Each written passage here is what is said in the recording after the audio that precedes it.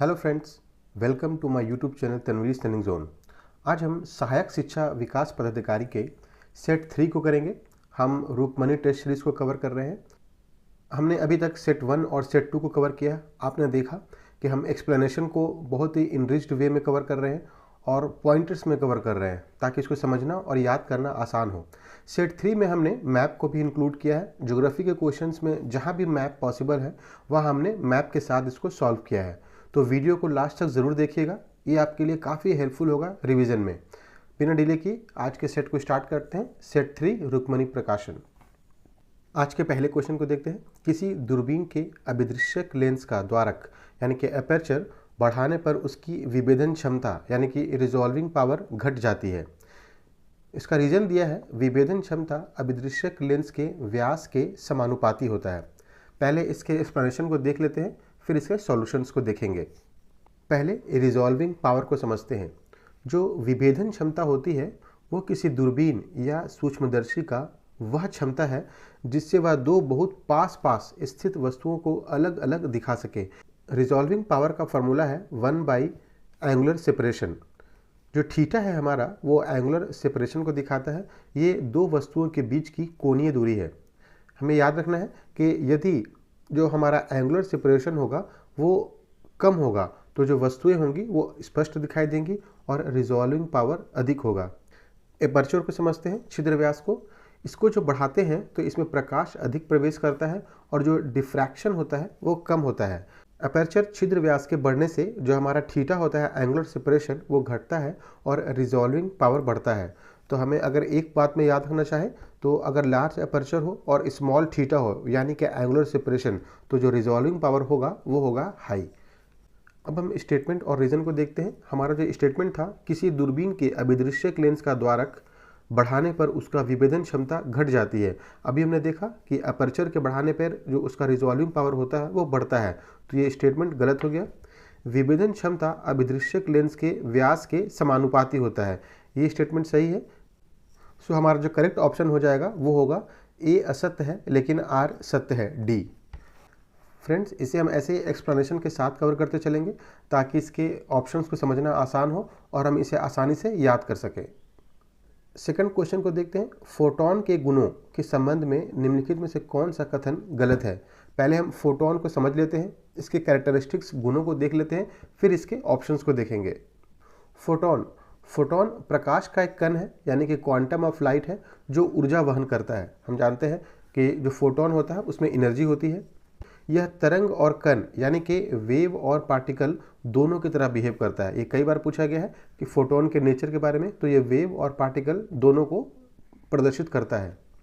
अब फोटोन के main properties को देखते हैं। फोटोन जो है वो एनर्जी है, इसका फॉर्मूला है hv। h को समझे तो ये हमारा प्लैंक्स कांस्टेंट है और E जो हो गया हमारा एनर्जी।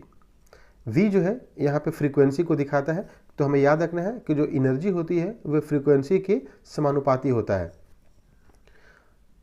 हम और आगे देखते हैं। E is equal to hc/λ। यहाँ जो लैम्डा है वो वेव लेंथ के इन्वर्सली प्रोपोर्शनल होगा। आप देख सकते हैं E जो है इन्वर्सली प्रोपोर्शनल है लैम्डा के। c जो है speed of light, that is 3 × 10⁸ metre per second.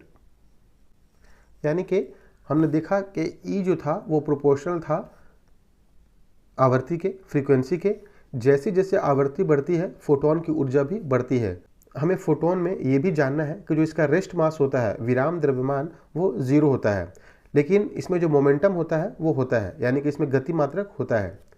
Vacuum में हमेशा प्रकाश की गति 3 × 10⁸ मीटर पर सेकंड होती है। जो फोटोन होता है वो इलेक्ट्रिकली न्यूट्रल होता है, यानी कि फोटोन पर कोई भी आवेश चार्ज नहीं होता है। अब इसके क्वेश्चन को फिर से देखते हैं। फोटोन के गुणों के संबंध में निम्नलिखित में से कौन सा कथन गलत है। यहाँ पे गलत स्टेटमेंट पूछा है। एक फोटोन का विराम द्रव्यमान 0 होता है, ये सही स्टेटमेंट अभी हमने देखा। फोटोन की ऊर्जा उसकी आवृत्ति के विरुद्ध क्रमानी होती है, ये गलत है। अभी हमने देखा था कि जो एनर्जी था वो प्रोपोर्शनल था v के, यानी कि आवृत्ति के।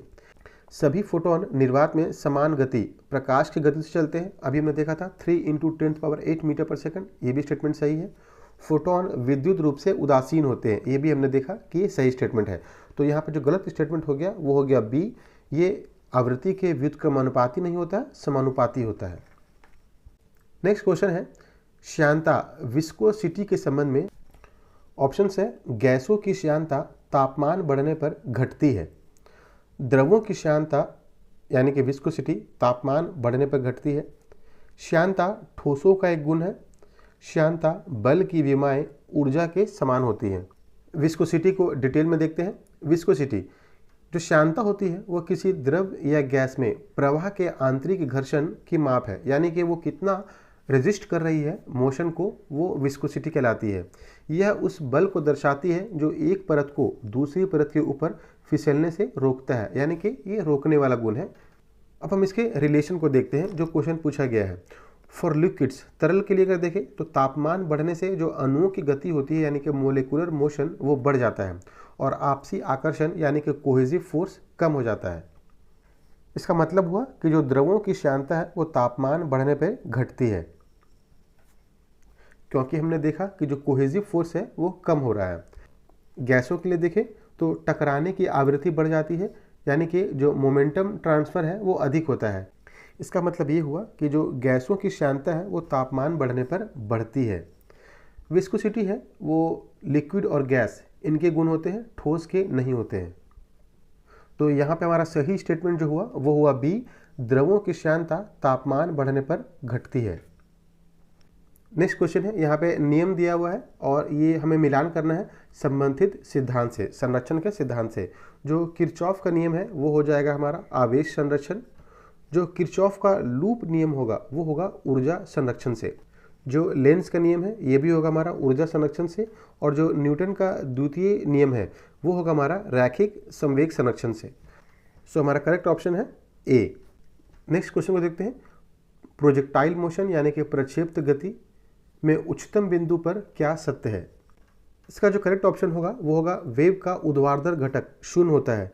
जो हमारा उच्चतम बिंदु होता है वहाँ वस्तु कुछ समय के लिए रुक जाती है, जो उसका वर्टिकल कंपोनेंट होता है वो शून्य हो जाता है। सो कई स्टेटमेंट, सो हमारा करेक्ट स्टेटमेंट होगा सी। बाकी स्टेटमेंट्स को देख लेते हैं। वेग और त्वरण दोनों शून्य होते हैं, ये गलत है क्योंकि इसमें क्षैतिज मोशन जो है वो लगातार होता रहता है। वेग शून्य नहीं होता है क्योंकि इसमें जो क्षैतिज घटक होते हैं हॉरिजॉन्टल कंपोनेंट वो कंटिन्यू स्थिर रहता है, ये शून्य नहीं होता है। सो ये स्टेटमेंट गलत हो गया हमारा। त्वरण भी शून्य नहीं होता है क्योंकि इसमें जी हमेशा काम करता रहता है। वेग का क्षैतिज घटक बदल जाता है, ये भी गलत है क्योंकि ये स्थिर रहता है। सो हमारा जो करेक्ट ऑप्शन हो गया वो हो गया सी, वेग का ऊर्ध्वाधर घटक शून्य होता है। नेक्स्ट क्वेश्चन को देखते हैं। नाभिकीय विखंडन न्यूक्लियर फिजन के संबंध में निम्नलिखित में से कौन सा कथन गलत है? पहले हम न्यूक्लियर फिजन को समझ लेते हैं। नाभिकीय विखंडन, इसमें जो भारी नाभिक होता है, जैसे फॉर एग्जांपल हम ले लें यूरेनियम 235, ये जो टूट जाता है छोटे छोटे नाभिकों में। अब इसके ऑप्शंस को देखते हैं। इसमें एक भारी नाभिक दो या अधिक हल्के नाभिकों में टूट जाता है, ये सही स्टेटमेंट है। यह एक श्रृंखला अभिक्रिया को जन्म दे सकता है, ये भी स्टेटमेंट सही है। हम न्यूक्लियर रिएक्टर में देखते हैं, इसमें श्रृंखला अभिक्रिया होती है। इस प्रक्रिया में ऊर्जा मुक्त होती है, इसमें हाई एनर्जी मुक्त होती है। यह सूर्य और तारों में ऊर्जा का स्रोत है, ये स्टेटमेंट गलत है। जो सूर्य और तारे होते हैं इसमें न्यूक्लियर फ्यूजन होता है, ना कि फिजन। तो हमारा जो करेक्ट स्टेटमेंट हो जाएगा वो हो जाएगा डी। इसमें सूर्य और तारों में नाभिकीय संलयन अभिक्रिया होती है, ना कि नाभिकीय विखंडन। नेक्स्ट क्वेश्चन है, एक पूर्णतः दृढ़ पिंड यानी कि परफेक्टली रिजिड बॉडी के लिए यंग का प्रत्यास्था गुणांक यानी कि यंग्स मॉडुलस होता है। पहले हम समझ लेते हैं कि ये यंग्स मॉडुलस होता क्या है। जो यंग्स मॉडुलस होता है, जिसको हम वाई से डिनोट करते हैं, किसी पदार्थ की कठोरता यानी कि स्टिफनेस या प्रत्यास्था इलास्टिसिटी को दर्शाता है। इसका जो फार्मूला होता है वो होता है स्ट्रेस बाय स्ट्रेन। स्ट्रेस तनाव को दर्शाता है, यानी कि लगाए गए बल प्रति क्षेत्रफल, यानी कि प्रत्येक एरिया में जो बल लगाया जा रहा है उसको हम स्ट्रेस कहते हैं। स्ट्रेन क्या हो गया? जो बल लगाया गया उसके कारण जो उसके चेंजेस आए उसको हम स्ट्रेन कहते हैं। अब हम रिजिड बॉडी को समझते हैं। दृढ़ पिंड यह वह है जिसमें किसी भी प्रकार का बल लगाने पर उसके आकार या आयतन में कोई परिवर्तन नहीं होता है। मतलब हम किसी बॉडी पे कितना भी फोर्स लगा ले सॉलिड बॉडी पे, अगर उसमें चेंजेस नहीं हो रहा है इसके साइज में, आकार में, आयतन में, तो इसको हम रिजिड बॉडी कहेंगे। यानी कि जो इसमें स्ट्रेन हुआ, जो रिजिड बॉडी में जो स्ट्रेन हुआ वो 0 हो गया। अब हम इसके फार्मूला को देखते हैं यंग्स मॉडुलस के। ये होता है स्ट्रेस बटा स्ट्रेन। हम कैलकुलेशन से जानते हैं कि अगर किसी भी नंबर को 0 से डिवाइड किया जाए तो जो परिणाम होता है वो इन्फिनिटी होता है। यहाँ पे हमारा जो स्ट्रेस फोर्स है उसको हम 0 से डिवाइड करते हैं तो जो हमारा जो वैल्यू होता है रिजिड बॉडी के लिए वो इन्फिनिटी हो जाता है। इसलिए परफेक्टली रिजिड बॉडी के लिए जो हमारा यंग्स मॉडुलस हो गया वो अनंत होगा। तो अब हम इसे एक बार फिर से देखते हैं। जो परफेक्टली रिजिड बॉडी होगा इसका जो यंग्स मॉडुलस होगा वो होगा अनंत, क्योंकि हमने देखा जो स्ट्रेन का वैल्यू था वो 0 था। फ्रेंड्स, आप देख रहे हैं हम क्वेश्चंस को जहां कंसेप्ट की ज़रूरत है उसे एक्सप्लेनेशन के थ्रू कर रहे हैं ताकि इसे याद करना और समझना आसान हो। हमें सिर्फ मगअप नहीं करना है क्योंकि एग्जाम्स में काम नहीं आता है, हम कंफ्यूज हो जाते हैं। इसके कंसेप्ट्स को, बेसिक को समझते चलना है। तो ऐसे ही हम पूरे क्वेश्चंस को कवर करते रहेंगे। जहाँ भी मैप्स की ज़रूरत होगी हम मैप्स भी यूज़ करेंगे। तो आप वीडियो को लास्ट तक ज़रूर देखिए और चैनल में अगर नए हैं तो चैनल को सब्सक्राइब ज़रूर कीजिए। नेक्स्ट क्वेश्चन को देखते हैं। किसी ग्रह की सतह से पलायन वेग यानी कि एस्केप वेलोसिटी निर्भर नहीं करती है। यहाँ पूछा गया है कि जो एस्केप वेलोसिटी है वो किस पे निर्भर नहीं करती है। पलायन वेग यानी कि एस्केप वेलोसिटी वह न्यूनतम वेग है जिससे कोई वस्तु किसी ग्रह या उपग्रह के गुरुत्वाकर्षण क्षेत्र से बाहर निकल जाती है। इसका जो एस्केप वेलोसिटी का जो फार्मूला होता है वो होता है √2gm/r। जो इसमें एक g हो गया वो हो गया हमारा यूनिवर्सल ग्रेविटेशनल कांस्टेंट। ये जो हमारा हो गया सार्वत्रिक गुरुत्वाकर्षण नियतांक। जो m है वो है मास ऑफ द बॉडी यानी कि मास ऑफ प्लैनेट, और जो r है वो उस ग्रह की त्रिज्या है। हम इस फार्मूला को अगर देखें तो हम देखेंगे इसमें हम बॉडी के मास को कहीं पर भी यूज़ नहीं कर रहे हैं एस्केप वेलोसिटी के लिए।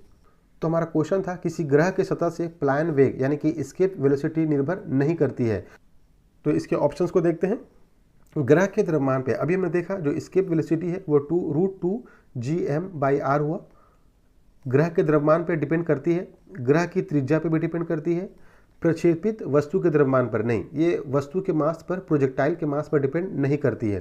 सार्वत्रिक गुरुत्वाकर्षण नियतांक पर हमने देखा कि जो g है इस पर भी डिपेंड करती है। तो हमारा करेक्ट ऑप्शन हो गया जिस पर डिपेंड नहीं करती है वो हो गया C, प्रक्षेपित वस्तु के द्रव्यमान पर। अगर आप इस तरह से कंसेप्ट के थ्रू याद करेंगे तो इसे याद करने की ज़रूरत नहीं होगी, आप इसे अंडरस्टैंडिंग के थ्रू ही आराम से बना सकते हैं। नेक्स्ट क्वेश्चन है परम शून्य यानी कि एब्सोल्यूट जीरो तापमान पर गैसों की गतिज ऊर्जा शून्य हो जाती है। स्टेटमेंट दिया था, इसका रीजन दिया है परम शून्य पर तापमान यानी कि 0 केल्विन या -223.15 डिग्री सेल्सियस होता है। जो परम शून्य तापमान होता है एब्सोल्यूट जीरो, इसमें जो गैसों की गतिज ऊर्जा होती है वो बिल्कुल शून्य हो जाती है। इसका आयतन भी शून्य हो जाता है, यानी कि गैस के जो सभी गुण होते हैं वो एब्सोल्यूट जीरो पे समाप्त हो जाते हैं। तो हमारा जो स्टेटमेंट था एब्सोल्यूट जीरो पर गैसों की गतिज ऊर्जा शून्य हो जाती है वो सही है। जो परम शून्य तापमान है वो होता है -223 डिग्री सेल्सियस, इसको हम 0 केल्विन भी कहते हैं। सो करेक्ट ऑप्शन है ए एंड आर दोनों सत्य है और आर ए की सही व्याख्या है। नेक्स्ट क्वेश्चन को देखते हैं। कोलाइड के बारे में निम्नलिखित में से कौन सा कथन असत्य है। कोलाइड का क्वेश्चन हमने सेट 1 में भी किया था। अगर आपने उस क्वेश्चन को किया होगा तो इसे आप बहुत ही आसानी से बना सकते हैं। ऑप्शन है परिक्षिप्त प्रावस्था के कणों का आकार 1 नैनोमीटर से लेकर 1000 नैनोमीटर के बीच होता है। वे प्रकाश का प्रकीर्णन करते हैं। ये एक विषमांगी हेट्रोजेनस प्रणाली है। द्रव में ठोस की कोलाइड को इमल्सन यानी कि पायस कहा जाता है। हमने पहले भी देखा था कि जो इसका साइज होता है कोलाइड का वो 1 नैनोमीटर से 1000 नैनोमीटर के बीच होता है। ये सही स्टेटमेंट है। जो ये प्रकाश को प्रकीर्णन करते हैं ये भी स्टेटमेंट सही है। और ये हेट्रोजेनस होते हैं। इसमें जो रॉन्ग स्टेटमेंट है वो है द्रव में ठोस की कोलाइड विलयन को पायस नहीं कहा जाता है बल्कि सोल कहा जाता है। जो इमल्सन होता है उसमें डिस्पर्स फेज और डिस्पर्सन फेज दोनों में ही लिक्विड होता है। सो हमारा करेक्ट ऑप्शन हो गया डी। नेक्स्ट क्वेश्चन है एक छात्र के पास 2 अज्ञात रंगहीन विलयन ए और बी है। विलयन ए फिनोफ्थिलीन के साथ गुलाबी रंग देती है जबकि विलयन बी मिथाइल ऑरेंज के साथ लाल रंग देती है। निम्नलिखित में से कौन सा निष्कर्ष सही है। ये हमारा स्टेटमेंट दिया हुआ है। अब हमें बताना है कि ये विलयन अम्लीय है या क्षारीय है या दोनों है। यहाँ पे दिया है कि जो विलयन ए है ये फिनोफ्थिलीन के साथ गुलाबी रंग देता है, यानी कि जो विलयन ए है वो क्षारीय है। दूसरा दिया है कि जब विलेन बी मिथाइल ऑरेंज के साथ लाल रंग देता है, ये जो गुण है ये अम्लीय प्रॉपर्टी है, यानी कि जो बी है वो अम्लीय है। सो हमारा जो करेक्ट ऑप्शन हो गया वो हो गया बी। नेक्स्ट क्वेश्चन है, इसमें अभिक्रिया दिया हुआ है और पहचाने जाने वाले यौगिक का वर्ग बताना है। ल्यूकास परीक्षण ये जो है एल्कोहल को पहचान में किया जाता है। टॉलेन परीक्षण ये एल्डिहाइड के लिए। कार्बिल एमीन परीक्षण ये जो है वो प्राथमिक एमीन के लिए। फेरिक क्लोराइड परीक्षण ये फिनॉल के लिए। सो हमारा जो करेक्ट ऑप्शन होगा वो होगा बी। नेक्स्ट क्वेश्चन है, आवर्ती गुणों के संबंध में यानी कि पीरियोडिक टेबल में कौन सा कथन सार्वभौमिक रूप से सत्य है? इसका जो करेक्ट ऑप्शन है वो है सी। एक आवर्त में बाएं से दाएं जाने पर जो विद्युत ऋणात्मकता होती है वो बढ़ती है। ये स्टेटमेंट सही है। साथ में हमें ये भी याद रखना है कि आवर्त में बाएं से दाएं जाने पर परमाणु त्रिज्या घटती है, बढ़ती नहीं है। ऊपर से वर्ग में ऊपर से नीचे जाने पर आयनन एंथैल्पी बढ़ती नहीं है, घटती है। उत्कृष्ट गैसों की जो इलेक्ट्रॉन लब्धि एंथैल्पी होती है वो धनात्मक होती है, ना कि ऋणात्मक। सो हमारा जो करेक्ट स्टेटमेंट हो गया वो हो गया सी। नेक्स्ट क्वेश्चन है, निम्नलिखित में से कौन सा विटामिन वसा में विलेय है, वसा में घुलनशील है? तो हम जानते हैं ए, डी, ई एंड के ये ऐसे विटामिन हैं जो वसा में घुलनशील होते हैं। सो हमारा करेक्ट ऑप्शन हो गया के। नेक्स्ट क्वेश्चन है, निम्नलिखित में से कौन सी धातु थर्मिट प्रक्रिया में अपचायक के रूप में उपयोग की जाती है? ऑप्शंस दिए गए हैं iron, zinc, aluminium and copper. पहले हम थर्माइट प्रोसेस को समझ लेते हैं। इसे हम ऊष्मीय अपचयन प्रक्रिया कहते हैं। यह जो होता है वो एक्सोथर्मिक यानी कि ऊष्माक्षेपी प्रक्रिया होती है, रेडॉक्स रिएक्शन है। इसमें होता क्या है कि जो धातु के ऑक्साइड को धातु के रूप में परिवर्तित किया जाता है। यानी कि फॉर एग्जांपल याद रखें कि जो फेरस ऑक्साइड है इसको फेरस यानी कि आयरन में परिवर्तित किया जाता है, अपचयित किया जाता है। इसके लिए जो एल्यूमिनियम है एक शक्तिशाली अपचायक के रूप में, स्ट्रॉन्ग रिड्यूसिंग एजेंट के रूप में यूज होता है। क्यों होता है? क्योंकि जो इसकी ऑक्सीजन के प्रति आकर्षण है वो बहुत अधिक होती है। फॉर एग्जांपल ये एल्यूमिनियम ऑक्साइड बनाता है। इसका हम यूज़ कहाँ करते हैं? फॉर एग्जांपल हम रेल ट्रैक का जब वेल्डिंग करते हैं तो इसमें हम इसका यूज़ करते हैं। अगर हम इसे क्विकली याद रखना चाहें तो जो थर्माइट रिएक्शन होगा वो एक्सोथर्मिक रिएक्शन होगा, रेडॉक्स रिएक्शन है। इसमें जो मेन रिड्यूसिंग एजेंट होगा वो होगा एल्यूमिनियम, और इसका जो हम यूज़ करते हैं वो वेल्डिंग ऑफ हेवी मेटल्स में करते हैं। यहाँ पे जो हो गया हमारा जो धातु थर्मिट प्रक्रिया में अपचायक के रूप में यूज़ होती है वो होगा हमारा सी, एल्यूमिनियम। नेक्स्ट क्वेश्चन है, वायुमंडल में खुले घनत्व, यहाँ जो पी की तरह दिखा गया है इसे हम रो पढ़ते हैं कि किसी द्रव की सतह से नीचे गहराई h पर दाब क्या होगा। इसे हम एक्सप्लेनेशन के थ्रू समझते हैं। किसी द्रव में गहराई बढ़ने पर ऊपर का द्रव जो होता है वो स्तंभ भर डालता है। यानी कि अगर वाटर है तो इसमें यहाँ पे प्रेशर ज़्यादा होगा यहाँ के बजाय। जितना हम डीप जाएंगे उसमें द्रव में प्रेशर उतना ही बढ़ता जाएगा। यहाँ पे जो P है यानी कि जो रो है वो द्रव का घनत्व है, डेंसिटी को बताता है। G जो है वो ग्रेविटेशन है, हम जानते हैं, और H जो है वो इसका डेप्थ को बताता है। तो अगर आपसे पूछा जाए पानी की गहराई में जो दाब होगा वो H के समानुपाती होगा कि व्युत्क्रमानुपाती होगा, तो हमें बताना है कि ये समानुपाती होगा। यानी कि जो प्रेशर होगा वो इंक्रीज होगा डेप्थ के साथ में। इसको हम बैरोमीटर में नापते हैं। इंस्ट्रूमेंट का नाम को भी याद रखना है, कई बार पूछा गया है। तो हमारा जो करेक्ट ऑप्शन हो गया वो हो गया ए। नेक्स्ट क्वेश्चन है, एक बफर विलयन का मुख्य गुण क्या है? इसका pH मान 7 होता है। यह अल्प मात्रा में अम्ल या क्षार मिलाने पर pH में परिवर्तन का प्रतिरोध करता है। यह केवल अम्लीय होता है, यह केवल क्षारीय होता है। इसके भी एक्सप्लेनेशन को देख लेते हैं। फ्रेंड्स, एक्सप्लेनेशन को देखना ज़रूरी है क्योंकि इससे सिर्फ आप आंसर को सॉल्व नहीं कर रहे हैं, कई नए कंसेप्ट को भी लर्न कर रहे हैं जो एग्जाम्स में पूछे जा सकते हैं। तो हमें एक्सप्लेनेशन को देखते चलना है। जो बफर सॉल्यूशन होता है वो एक दुर्बल अम्ल यानी कि वीक एसिड और उसका संयुग्मी क्षार यानी कि कंजुगेट बेस होता है, या फिर हम कहें कि यह एक दुर्बल क्षार यानी कि वीक एसिड और उसका संयुगी अम्ल यानी कि कंजुगेट एसिड होता है। अगर हम बफर के मुख्य गुण को देखें तो यह अल्प मात्रा में प्रबल अम्ल या क्षार मिलाने पर pH में परिवर्तन का प्रतिरोध करता है। ऐसा क्यों कर पाता है? क्योंकि यदि हम इसमें थोड़ा अम्ल मिलाते हैं तो जो इसका क्षारीय घटक होता है वो इसको न्यूट्रलाइज कर देता है। सेम अगर हम इसमें थोड़ा क्षार मिलाते हैं तो जो इसका अम्लीय घटक होता है वो उसको न्यूट्रलाइज कर देता है। हमें ये भी याद रखना है कि जो बफर का पीएच मान है वो सदैव 7 नहीं होता है, यह अम्लीय, क्षारीय या उदासीन हो सकता है, यह इसके घटकों पर निर्भर करता है। सो हमारा जो करेक्ट ऑप्शन हो गया, इसका जो गुण हुआ वो हो गया, यह अल्प मात्रा में अम्ल या क्षार मिलाने पर पीएच में परिवर्तन का प्रतिरोध करता है, क्योंकि हमने देखा कि इसका पीएच मान 7 होना ज़रूरी नहीं है, यह अम्लीय, क्षारीय कुछ भी हो सकता है। ये भी ऑप्शन गलत है। नेक्स्ट क्वेश्चन है, क्रेब्स चक्र को एक उभयधर्मी यानी कि एम्फीबोलिक पथ माना जाता है। इसमें अपचय यानी कि एसिटाइल CoA का ऑक्सीकरण और उपचय यानी कि एमिनो एसिड के लिए पूर्वगामी का संश्लेषण दोनों शामिल है।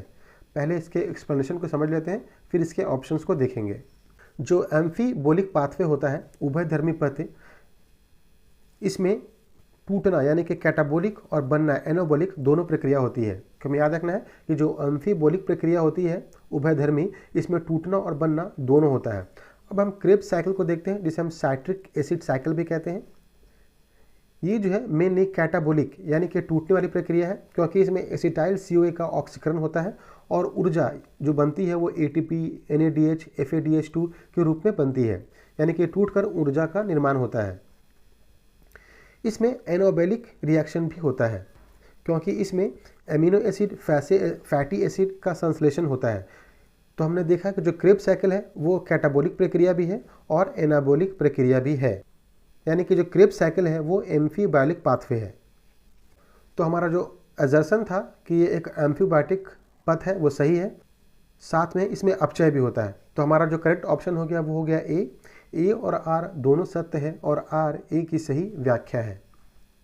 नेक्स्ट क्वेश्चन है, मानव हृदय के बारे में निम्नलिखित में से कौन सा कथन सही है? करेक्ट स्टेटमेंट पूछा गया है। इसमें जो करेक्ट ऑप्शन है वो है बी, बायां निलय शरीर के विभिन्न भागों में ऑक्सीजन युक्त रक्त जो है वो पंप करता है। नेक्स्ट क्वेश्चन है, हार्मोन के संबंध में निम्नलिखित में से कौन सा कथन गलत है? वे गैर पोषक रसायन है और जो अंतरकोशीय संदेश वाहकों के रूप में कार्य करते हैं, ये स्टेटमेंट सही है।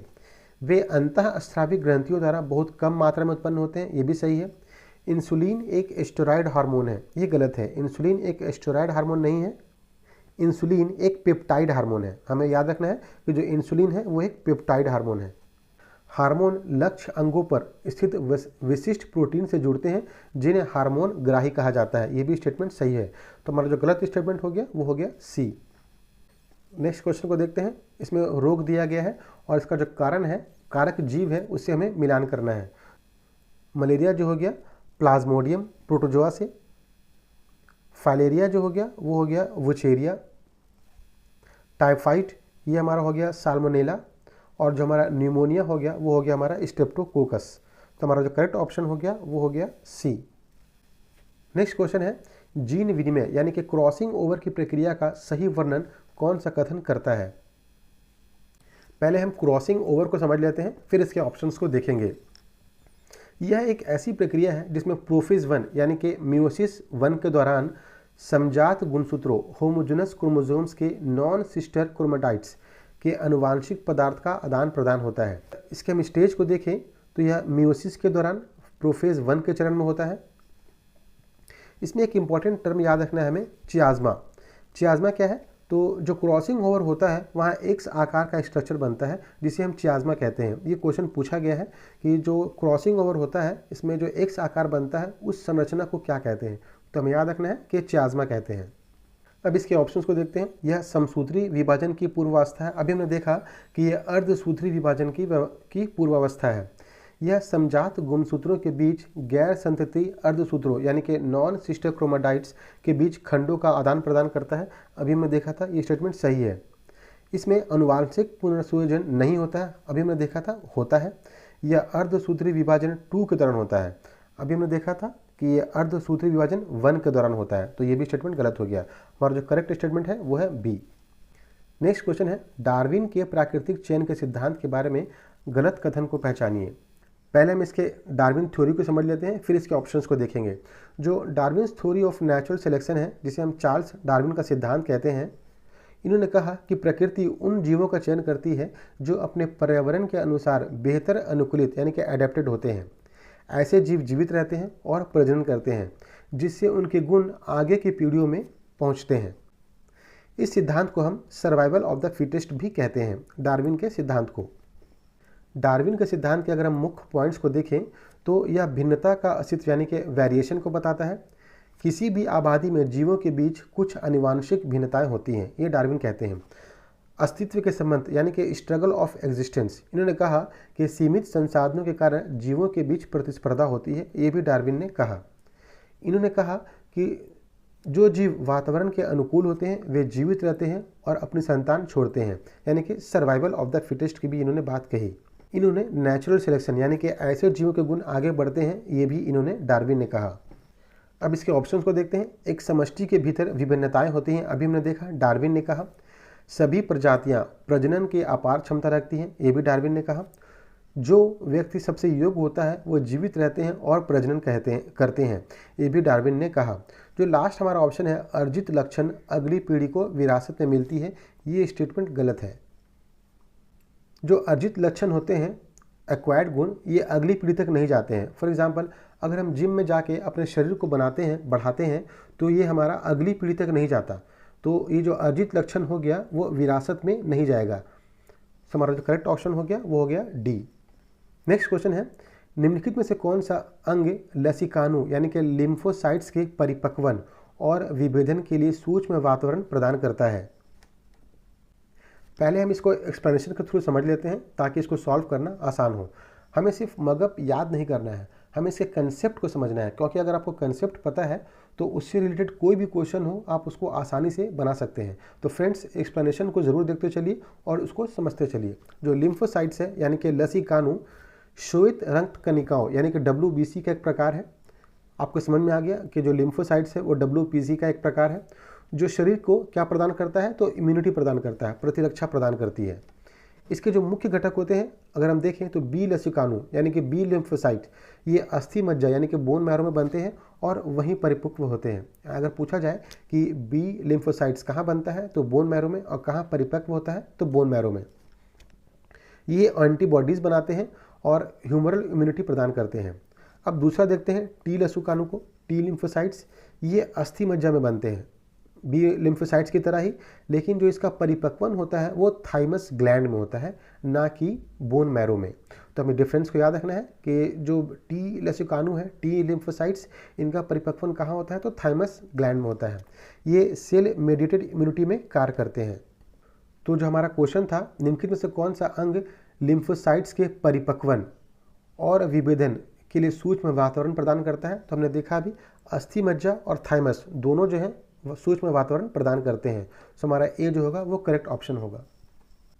नेक्स्ट क्वेश्चन है, पेशी संकुचन के स्लाइडिंग फिलामेंट सिद्धांत के अनुसार एक्टिन फिलामेंट्स मायोसिन फिलामेंट्स पर फिसलते हैं, मायोसिन फिलामेंट्स एक्टिन फिलामेंट्स पर फिसलते हैं, एक्टिन और मायोसिन दोनों फिलामेंट्स की लंबाई कम हो जाती है, आई बैंड की लंबाई बढ़ जाती है। पहले हम स्लाइडिंग फिलामेंट थ्योरी को समझ लेते हैं। यह सिद्धांत बताता है कि पेशी यानी कि मसल्स कैसे संकुचित यानी कि कॉन्ट्रैक्ट होते हैं। यानी कि जो स्लाइडिंग फिलामेंट थ्योरी है क्या बताता है कि ये बताता है कि मसल कैसे कॉन्ट्रैक्ट होते हैं। जो मसल फाइबर होते हैं, पेशी तंतु, सार्कोमेरे नामक इकाइयों से बने होते हैं। तो अगर ये पूछा जाए कि जो मसल फाइबर वो किससे बने हैं तो वो सार्कोमेरे नामक इकाइयों से बने होते हैं। यह दो प्रकार के फिलामेंट होते हैं, एक होते हैं एक्टिन जिसे हम पतले फिलामेंट कहते हैं, और दूसरा होता है मायोसिन जिसे हम मोटे फिलामेंट कहते हैं। इसमें होता क्या है, जब कॉन्ट्रैक्शन होता है तब एक्टिन यानी कि जो पतला फिलामेंट होता है वो मायोसिन मोटे फिलामेंट के ऊपर फिसलते हैं। इसे हमें याद रखना है, ये हमारे ऑप्शन में था। जो मायोसिन के सिर जो हेड होते हैं वो एक्टिन से जुड़कर क्रॉस ब्रिजेस बनाते हैं। एरिया में जो सार्कोमेर होता है जो वो छोटा हो जाता है, बड़ा नहीं होता है, छोटा होता है। लेकिन ये भी याद रखना है कि जो एक्टिन और मायोसिन की लंबाई होती है वो नहीं बदलती। अब हम इसके ऑप्शंस को देखते हैं। एक्टिन फिलामेंट यानी कि जो पतला फिलामेंट है वह मायोसिन फिलामेंट के ऊपर फिसलते हैं, ये हमने देखा भी सही स्टेटमेंट था। मायोसिन फिलामेंट एक्टिन फिलामेंट को फिसलते हैं, ये गलत है। अभी हमने देखा ऊपर एक्टिन और मायोसिन दोनों फिलामेंट की लंबाई कम हो जाती है, हमने देखा ये चेंज नहीं होता है। आई बैंड की लंबाई बढ़ जाती है, ये भी स्टेटमेंट गलत है। सो हमारा जो करेक्ट ऑप्शन हो गया वो हो गया ए, एक्टिन फिलामेंट्स मायोसिन फिलामेंट्स पर फिसलते हैं। नेक्स्ट क्वेश्चन है, ग्रीन हाउस गैसों के बारे में कौन सा कथन असत्य है? गलत स्टेटमेंट पूछा गया है। वे पृथ्वी से उत्सर्जित अव्यक्त विकिरणों को अवशोषित करती हैं, ये स्टेटमेंट सही है। CO2 और मीथेन प्रमुख ग्रीन हाउस गैसें हैं, ये भी सही है। ग्रीन हाउस प्रभाव के बिना पृथ्वी का औसत तापमान बहुत कम होगा, ये भी स्टेटमेंट सही है, क्योंकि ये टेम्परेचर को बढ़ाते हैं, टेम्परेचर को, हीट को ऑब्जर्व करते हैं। ऑक्सीजन एक शक्तिशाली ग्रीन हाउस गैस है, ये स्टेटमेंट गलत है, क्योंकि ऑक्सीजन ग्रीन हाउस गैस में नहीं होता है। तो हमारा जो असत्य स्टेटमेंट हो गया वो हो गया डी। नेक्स्ट क्वेश्चन है, निम्नलिखित में से कौन सा कथन बाह्य स्थानीय संरक्षण यानी कि एक्स सितु कंजर्वेशन की विधि की सही पहचान करता है? ये एक राष्ट्रीय उद्यान में बाघ का संरक्षण करना, ये एक्स सितु नहीं, इन सितु है। एक वन्य जीव अभ्यारण्य में गैंडे का संरक्षण, ये भी इन सितु संरक्षण है। एक वनस्पति उद्यान में दुर्लभ पौधों की प्रजातियों का संरक्षण करना, ये सही स्टेटमेंट है, ये एक्स सितु संरक्षण है। एक जीव मंडल आरक्षित क्षेत्र में पूरे पारिस्थितिकी तंत्र का संरक्षण करना, ये भी इन सितु परीक्षण है। यानी कि जो हमारा करेक्ट स्टेटमेंट हो गया वो हो गया सी फॉर एक्स सितु।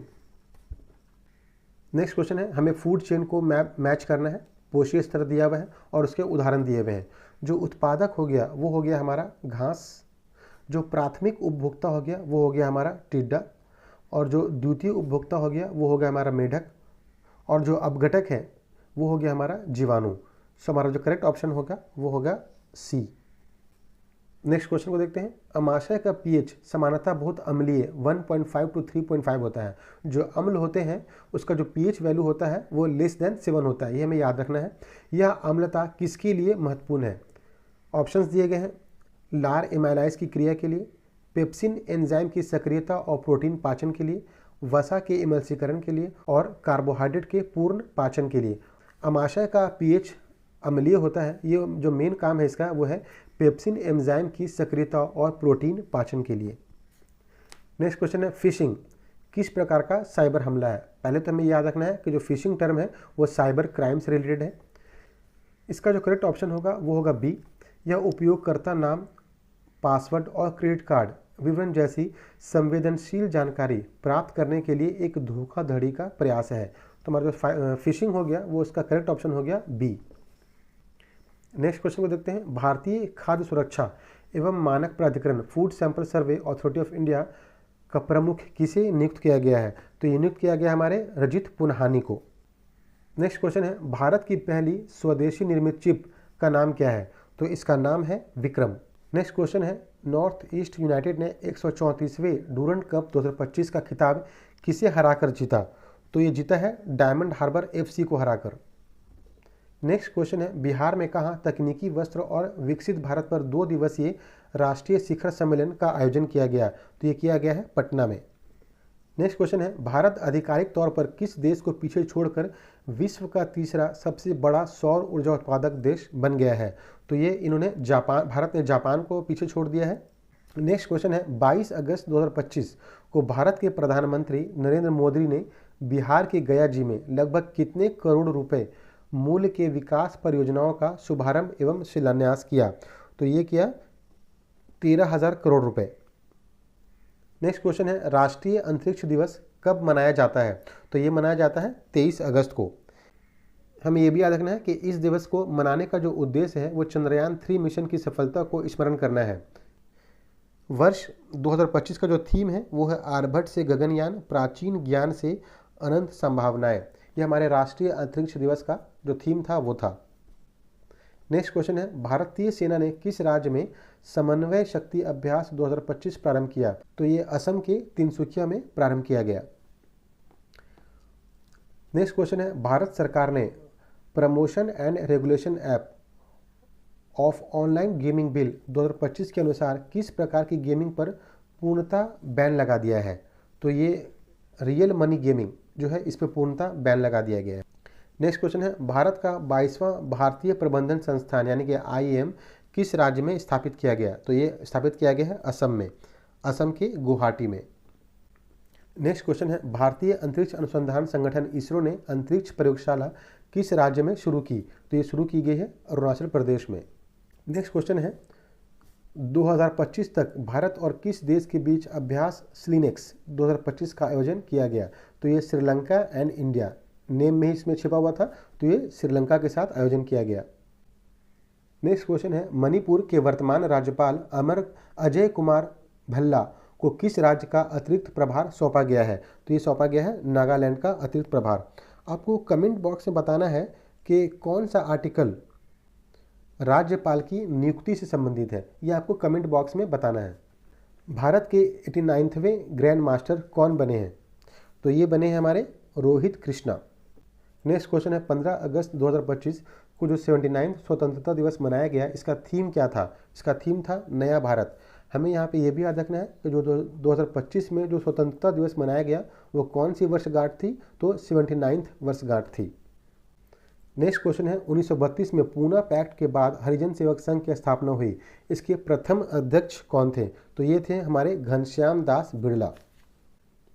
नेक्स्ट क्वेश्चन है भारतीय संविधान का कौन सा भाग पंचायती राज व्यवस्था से संबंधित है?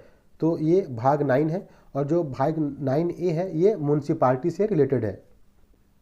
जो भाग 12 है वो वित्त व्यवस्था से संबंधित है। जो भाग 6 है इसमें राज्य की शक्तियों का उल्लेख है। तो हमें याद रखना है कि जो पंचायती राज है इससे कौन सा पार्ट रिलेटेड है? तो ये हो गया हमारा पार्ट 9। नेक्स्ट क्वेश्चन है भारत का कौन सा बंदरगाह पालघाट दर्रे द्वारा आंतरिक क्षेत्रों से जुड़ा है? तो जो करेक्ट ऑप्शन होगा वो होगा डी, कोचिन। अगर हम पालघाट को देखें तो इसका पोजीशन यहाँ पे है, और जो चेन्नई कोचिन हो गया वो इसका पोजीशन भी यहाँ पे है। तो जो कोचिन बंदरगाह है वो हमारा पालघाट से आंतरिक क्षेत्र से जुड़ा है। तो हमारा करेक्ट ऑप्शन जो होगा वो होगा डी, कोचिन। नेक्स्ट क्वेश्चन है भारतीय संविधान की 8वीं अनुसूची में वर्णित है, जो हमारा 8th अनुसूची है इसमें भाषाओं के बारे में बताया गया है। इसमें अभी टोटल 22 भाषाएं हैं, ये भी याद रखना है। नेक्स्ट क्वेश्चन है निम्नलिखित में से किसे लोकतंत्र की प्रथम पाठशाला माना जाता है? तो ये माना जाता है स्थानीय स्वशासन को। नेक्स्ट क्वेश्चन है निम्नलिखित में से कौन भारत की संविधान सभा के संवैधानिक सलाहकार थे? तो ये थे डॉक्टर BN राव, ये भारतीय संविधान सभा के संवैधानिक सलाहकार थे।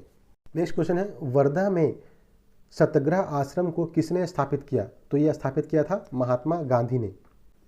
नेक्स्ट क्वेश्चन है शिक्षा का अधिकार अधिनियम 2009 कब अस्तित्व में आया? तो ये आया था 1 अप्रैल 2010 को अस्तित्व में आया था।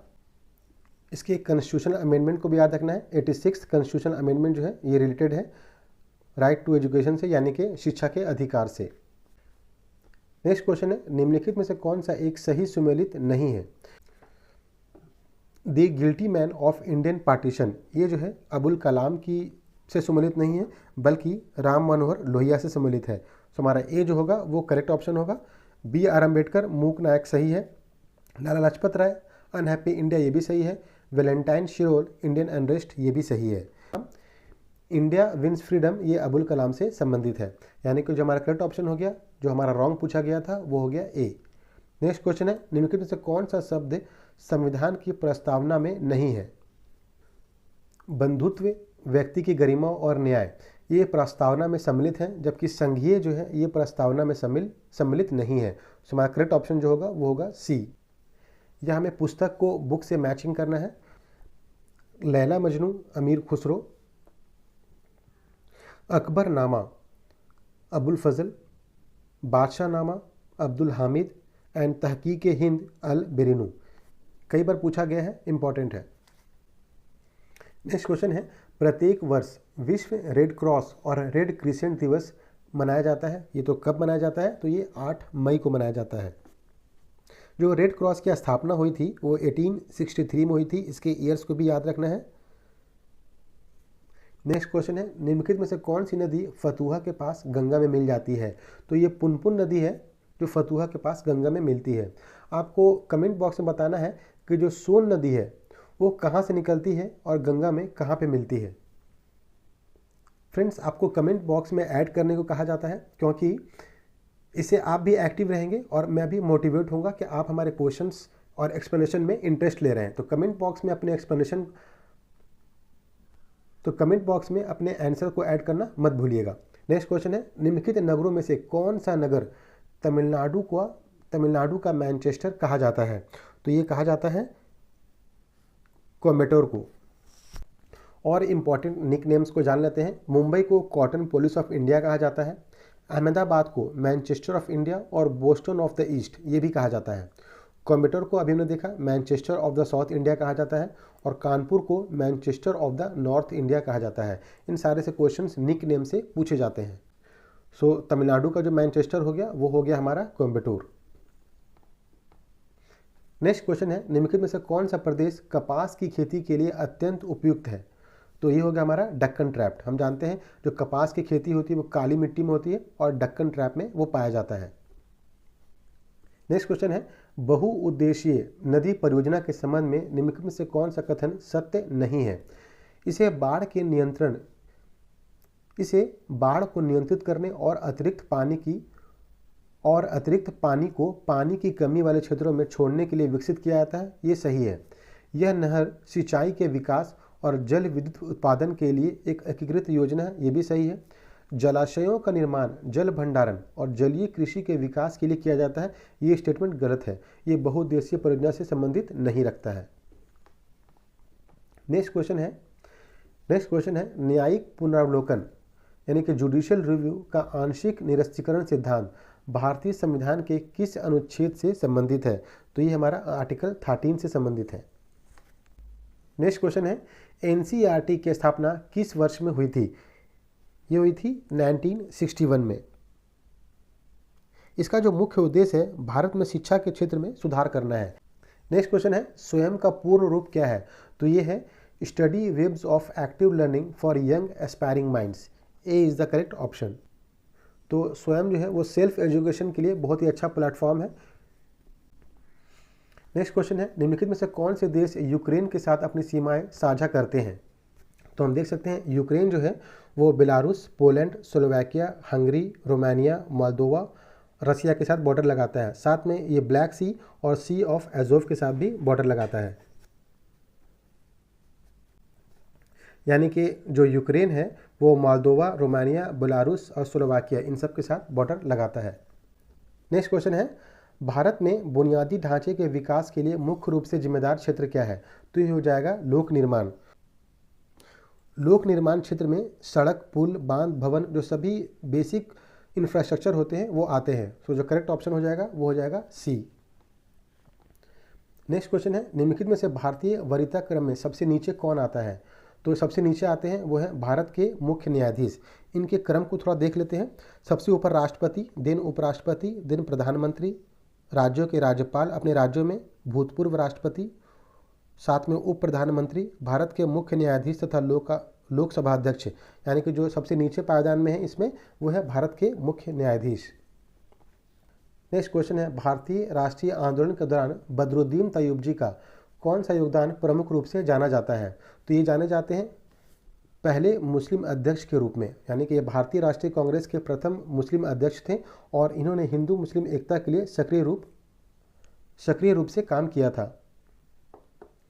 नेक्स्ट क्वेश्चन है, 2 या 2 से अधिक राज्यों के लिए एक सामान्य उच्च न्यायालय स्थापित करने की शक्ति संविधान के किस अनुच्छेद में है?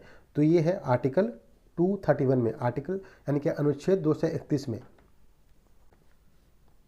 नेक्स्ट क्वेश्चन है, भारत में निवास कर रहे कनाडा के एक नागरिक को निम्नलिखित में से कौन सा अधिकार का दावा नहीं है? तो ये जो अभिव्यक्ति का अधिकार है इसका दावा नहीं कर सकता, आर्टिकल 19।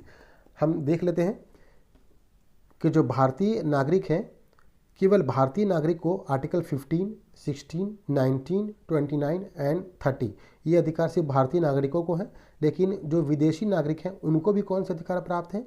तो वो है article 14, article 20, article 21, article 23, 24 and 25 to 28। यानी कि जो धर्म की स्वतंत्रता है ये भी उन्हें प्राप्त है।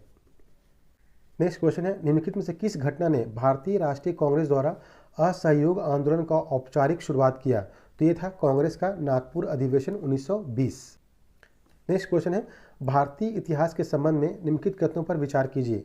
डचों ने गजपति शासकों द्वारा दी गई भूमि पर पूर्वी तट पर अपने कारखाने गोदाम स्थापित किए। ये गजपति शासकों द्वारा नहीं दिया गया था, तो ये ऑप्शन गलत हो गया। अल्फांसो डी अल्बुकर्क ने बीजापुर सल्तनत से गोवा पर कब्जा किया, ये स्टेटमेंट सही है। विजयनगर साम्राज्य के एक प्रतिनिधि से पट्टे पर ली गई जमीन पर मद्रास में एक कारखाना स्थापित किया गया, ये स्टेटमेंट भी सही है। तो हमारा जो करेक्ट ऑप्शन हो जाएगा वो हो जाएगा डी, 2 और 3। नेक्स्ट क्वेश्चन है, मुगल काल में निम्नलिखित में से कौन शाही परिवार की आवश्यकताओं की पूर्ति करता था? तो वो थे मीर ए शमा। ये शाही परिवार की आवश्यकताओं की पूर्ति करते थे, मीर ए शमा। नेक्स्ट क्वेश्चन है, अशोक के किस शिलालेख में कलिंग युद्ध का वर्णन है? तो ये शिलालेख 13 में, शिलालेख 13 में कलिंग के युद्ध का वर्णन है। जो अशोक के अभिलेखों को सर्वप्रथम पढ़ने का जो श्रेय दिया जाता है वो जेम्स प्रिंसेप को दिया जाता है, जेम्स प्रिंसेप को। इसे भी हमें याद रखना है। नेक्स्ट क्वेश्चन है, निम्नलिखित में से कौन सा विकल्प मुगल मनसबदारी प्रथा के बारे में सही नहीं है? तो ये हो जाएगा हमारा, उन्हें स्थानांतरित नहीं किया जा सकता था, ये गलत है, उन्हें स्थानांतरित किया जा सकता था। बाकी स्टेटमेंट सही है। नेक्स्ट क्वेश्चन है, हिमालय की किस श्रृंखला का निर्माण सबसे बाद में हुआ? तो जो शिवालिक है, जो सबसे दक्षिणी छोर है, इसका निर्माण जो है सबसे लास्ट में हुआ। नेक्स्ट क्वेश्चन है, कौन सी नदी अरब सागर में मिलती है? यमुना, महानदी, गोदावरी। ये बे ऑफ बंगाल में मिलते हैं, जबकि नर्मदा जो है ये अरब सागर में मिलती है। तो हमारा करेक्ट ऑप्शन होगा ए। हमें यहाँ पे नदी दिया गया है, उसकी सहायक नदी से उसका मैचिंग करना है। जो गंगा हो गया उसका सही ऑप्शन गंगा, कोसी, यमुना, चंबल, कृष्णा, भीमा एंड महानदी शिवनाथ। सो हमारा करेक्ट ऑप्शन जो हो गया वो हो गया हमारा सी। नेक्स्ट क्वेश्चन है, निम्नलिखित में से किस अभिलेख में समुद्रगुप्त को परम भागवत कहा गया है? तो ये कहा गया है नालंदा ताम्रपत्र में। खासकर हमें ये भी याद रखना है कि विंसेंट स्मिथ ने समुद्रगुप्त को भारतीय नेपोलियन की संज्ञा दी थी। तो ये भी याद रखना है कि किसे भारतीय नेपोलियन कहा जाता है, तो वो समुद्रगुप्त को कहा जाता है। और किसने ये संज्ञा दी थी? तो ये थे विंसेंट स्मिथ। इसमें हमें आश्रम दिए गए हैं और आयु से मैचिंग करना है। तो जो ब्रह्मचर्य हो गया वो जन्म से 25 वर्ष, गृहस्थ 25 से 50 वर्ष, वानप्रस्थ ये हो गया 50 से 75 वर्ष और संन्यास जो हो गया 75 से 100 वर्ष। यानी कि सभी ए, यानी कि करेक्ट ऑप्शन हो गया डी। नेक्स्ट क्वेश्चन है, लोथल किस नदी के निकट स्थित है? तो जो लोथल स्थित है वो है हमारा भोगवा नदी के तट पे।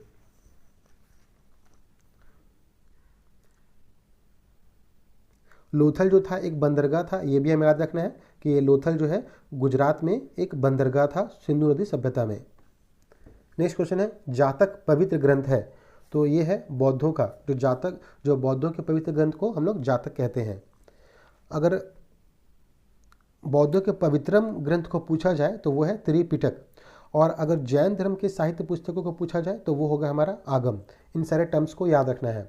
नेक्स्ट क्वेश्चन है, भारत का राष्ट्रीय जलीय जीव कौन है? तो ये है गंगा का डॉल्फिन, इसे हम राष्ट्रीय जलीय जीव कहते हैं। नेक्स्ट क्वेश्चन है, कर्क रेखा निम्नलिखित में से किस राज्य से होकर गुजरती है? अगर हम कर्क रेखा को देखें, ट्रॉपिक ऑफ कैंसर को, तो ये गुजरात, राजस्थान, मध्य प्रदेश, छत्तीसगढ़, झारखंड, वेस्ट बंगाल, त्रिपुरा एंड मिजोरम, यानी कि 1 2 3 4 5 6 7 8 स्टेट से होके जो ट्रॉपिक ऑफ कैंसर है वो गुजरती है।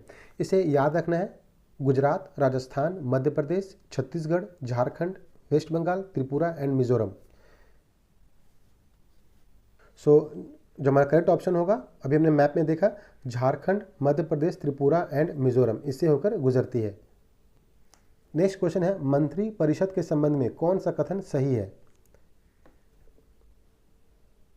पहला है, मंत्री परिषद का प्रधान प्रधानमंत्री होता है, सही। मंत्री परिषद के सदस्यों को संसद का सदस्य होना आवश्यक है, ये भी सही है। राष्ट्रपति द्वारा प्रधानमंत्री का परामर्श पर मंत्रियों की नियुक्ति होती है, ये भी सही है। यदि कोई व्यक्ति संसद का सदस्य नहीं होने पर मंत्री के रूप में नियुक्त किया जाता है तो उन्हें 6 माह के अंदर संसद का सदस्यता प्राप्त करना होता है, ये भी स्टेटमेंट सही है। तो हमारा करेक्ट ऑप्शन हो गया सी। नेक्स्ट क्वेश्चन है, लोकसभा में विपक्ष का नेता बनने के लिए कम से कम सदन में कुल कितने सीटें होनी चाहिए? तो ये होनी चाहिए 1/10। फ्रेंड्स, आपको कमेंट बॉक्स में बताना है कि अभी लोकसभा में विपक्ष के नेता कौन है, उनके नाम को बताना है। नेक्स्ट क्वेश्चन है, राज्यसभा धन विधेयक को कितने दिनों के लिए रोक सकता है? तो ये 14 दिनों के लिए राज्यसभा जो है धन विधेयक को रोक सकता है। धन विधेयक की परिभाषा आर्टिकल 110 में मिलती है, ये भी हमें याद रखना है। नेक्स्ट क्वेश्चन है, सुब्रतो कप निम्नलिखित में से किससे संबंधित है? तो ये संबंधित है फुटबॉल से। नेक्स्ट क्वेश्चन है, मुद्रा का प्राथमिक कार्य क्या होता है? तो ये होता है विनिमय का माध्यम यानी कि एक्सचेंज का, और मूल्य का मापक, यानी कि ए और बी दोनों जो है वो सही स्टेटमेंट है। नेक्स्ट क्वेश्चन है, भारत में ऋण के औपचारिक स्रोतों का कार्य प्रणाली का पर्यवेक्षण कौन करता है? ये हमारा करेक्ट ऑप्शन होगा, वो होगा डी, भारतीय रिजर्व बैंक। नेक्स्ट क्वेश्चन है, बिहार के भू वैज्ञानिक इतिहास में किस कल्प की चट्टानों में पायराइट का समृद्ध भंडार पाया जाता है, जो राज्य के इस खनिज के उत्पादन में एकाधिकार प्रदान करता है? तो ये हो जाएगा हमारा विंध्यान कल्प, यानी कि अगर हम बिहार के मैप को देखें तो ये जो एरिया हो गया हमारा, ये विंध्यन रॉक्स के लिए जाना जाता है और इसमें ही पाए जाते हैं पायराइट रॉक्स। नेक्स्ट क्वेश्चन है, पुनपुन नदी जो दक्षिण बिहार के मैदानी भागों में बहती है, गंगा में किस स्थान के समीप विलीन हो जाती है? तो ये हमने पहले भी देखा था, इसका करेक्ट ऑप्शन हो जाएगा फतुहा बी। नेक्स्ट क्वेश्चन है, बिहार में स्थित वाल्मीकि नगर टाइगर रिजर्व जो राज्य का एकमात्र राष्ट्रीय उद्यान है, किस विशिष्ट वनस्पति प्रकार के लिए जाना जाता है? तो ये जाना जाता है भाबर और तराई के नम सालवन। नेक्स्ट क्वेश्चन है, बिहार के टाल क्षेत्र की मिट्टी की मुख्य विशेषता क्या है, जो रबी की फसलों विशेषकर दालों के लिए अत्यधिक उपजाऊ है? यह प्रकृति में क्षारीय है, ये गलत है, ये अम्लीय होती है। यह भारी गहरे रंग की और नमी बनाए रखने वाली मिट्टी है, ये स्टेटमेंट सही है। यह हल्की, रेतीली और अच्छी जल निकासी वाली होती है, ये भी स्टेटमेंट गलत है। तो हमारा जो करेक्ट ऑप्शन हो जाएगा वो हो जाएगा बी। हम टाल मिट्टी के बारे में थोड़ा और जान लेते हैं। जो टाल मिट्टी है वो निम्न भूमि क्षेत्र की मिट्टी है जो वर्षा ऋतु में जल प्लावित रहती है। टाल मिट्टी का विस्तार गंगा के दक्षिण तट पर, यानी कि गंगा के दक्षिण क्षेत्र पर टाल मिट्टी का विस्तार होता है। ये 8 से 10 किलोमीटर चौड़ी पट्टी होती है, भागलपुर से, कह सकते हैं बक्सर से भागलपुर तक। यह मिट्टी मोटे कणों वाली होती है, याद रखना है मोटे कण, धूसर रंग की होती है एवं भारी होती है। इस मिट्टी में रबी की अच्छी फसल होती है, खरीफ की फसल नहीं होती है क्योंकि ये इस समय जल प्लावित होता है। यह विशेषकर दलहनों के उत्पादन के लिए प्रसिद्ध है। तो टाल मिट्टी के इन विशेषताओं को भी याद रखना है। नेक्स्ट क्वेश्चन है, अपने शासन के किस वर्ष में अशोक ने बोध गया की यात्रा की? तो इन्होंने अपने शासन के 10वें वर्ष में बोध गया की यात्रा की थी। नेक्स्ट क्वेश्चन है, बिहार के किस उत्पाद को पश्चिमी चंपारण जिले के कृषि श्रेणी में जीआई टैग प्रदान किया गया है, जो इसके अद्वितीय स्वाद और सुगंध के लिए प्रसिद्ध है? तो ये हो जाएगा हमारा मरचा धान। जो मरचा चावल है इसको जीआई टैग दिया गया है।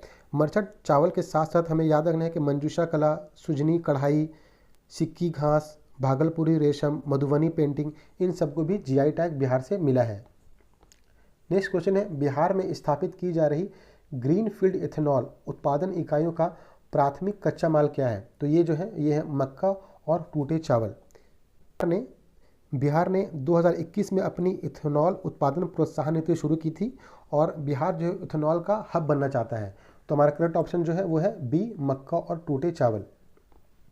नेक्स्ट क्वेश्चन है, 1857 के विद्रोह के दौरान बिहार में दानापुर छावनी के सैनिकों ने किसके नेतृत्व में विद्रोह किया? तो हम जानते हैं कि ये थे हमारे वीर कुंवर सिंह। नेक्स्ट क्वेश्चन है, चंपारण कृषि अधिनियम यानी कि चंपारण एग्रेरियन एक्ट किस वर्ष पारित किया गया था, जिसने तिनकठिया प्रणाली को समाप्त कर दिया था? जो चंपारण हम देखते हैं, जो चंपारण सत्याग्रह हुआ था वो 1917 में हुआ था और जो चंपारण एग्रेरियन एक्ट है वो 1918 में पास किया गया था। बिहार में नेक्स्ट क्वेश्चन है, बिहार में सदाकत आश्रम की स्थापना किसने की, जो स्वतंत्रता आंदोलन के दौरान एक महत्वपूर्ण केंद्र बना? इसकी जो स्थापना की थी वो मौलाना मजहरुल हक ने की थी और इसके लिए जो ज़मीन दी थी वो खैरू मियाँ ने दी थी। इनके नाम को भी याद रखना है कि सदाकत आश्रम के लिए ज़मीन किन्होंने दान दी, तो खैरू मियाँ ने। तो फ्रेंड्स, आपने देखा हमने कैसे सेट 3 को एक्सप्लेनेशन के साथ, मैप बेस्ड एक्सप्लेनेशन के साथ कवर किया। ऐसे ही हम जल्द ही सेट 4 को कवर करेंगे। अगर आपने सेट 1 और सेट 2 को नहीं देखा है तो उसे भी ज़रूर देखिए, आपकी ये प्रिपरेशन में काफ़ी हेल्पफुल होगा। ऐसे ही हम सारे सेट्स को कवर करेंगे। तो फ्रेंड्स, अगर ये वीडियो आपको पसंद आया हो तो वीडियो को लाइक कीजिए, अपने दोस्तों के साथ शेयर कीजिए और चैनल को सब्सक्राइब जरूर कीजिए। नेक्स्ट वीडियो तक के लिए थैंक यू फ्रेंड्स।